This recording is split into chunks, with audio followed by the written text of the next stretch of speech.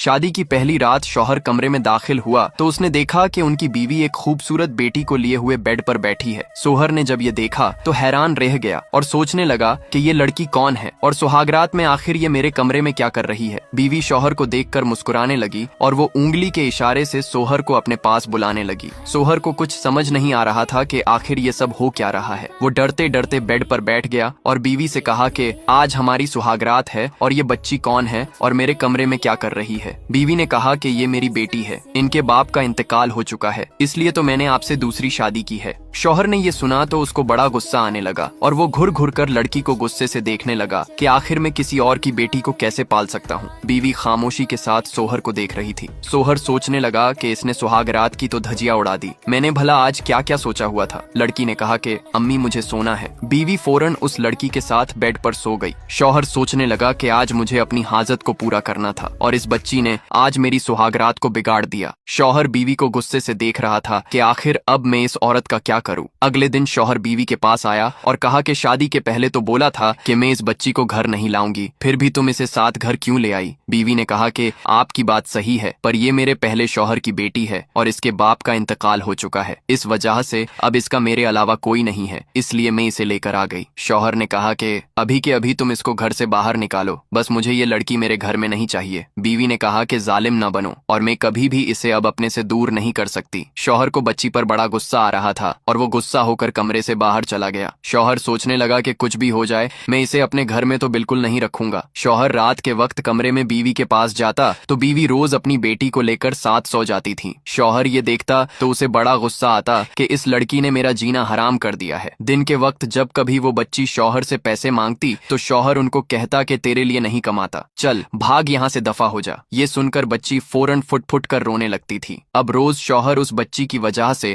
घर में पूरा दिन बीवी से लड़ाई झगड़ा करता था, पर बीवी खामोश रहती और शौहर से कोई बहेश नहीं करती थी। जब शौहर ऑफिस चला जाता तो बीवी बच्ची को कहती कि तुम टेंशन ना लो, मैं तुझे कभी भी अपने से दूर नहीं होने दूंगी, चाहे मुझे ये घर भी क्यों ना छोड़ना पड़े। बीवी बहुत ही ज्यादा खूबसूरत औरत थी। शौहर उनको देखकर सोचता कि अगर मैं इनको तलाक दे दूंगा तो मुझे इनसे ज्यादा खूबसूरत बीवी कभी नहीं मिल सकती। आखिर मैं करूँ तो क्या करूँ। एक बार शौहर ने बच्ची को मारने का प्लान बनाया कि कुछ भी हो जाए मैं इसका काम तमाम कर दूंगा ताकि मैं सुकून के साथ बीवी के साथ रह सकूं। एक बार शौहर आधी रात को उठा और उसने देखा कि बीवी कहीं जाग तो नहीं रही है। उसने उस लड़की को मारने का प्लान बनाया। जब वो पानी में दवाई मिला रहा था तो उसको अचानक ख्याल आया कि मैं ऐसा नहीं कर सकता, अगर मैं ऐसा करूंगा तो ये बड़ा गुनाह है और मेरी आखिरत तबाह ओ बर्बाद हो जाएगी। शौहर को अल्लाह का खौफ याद आ गया। वो वापस बेड पर जाकर सो गया। एक दिन शौहर का बूढ़ा बाप गांव से उसके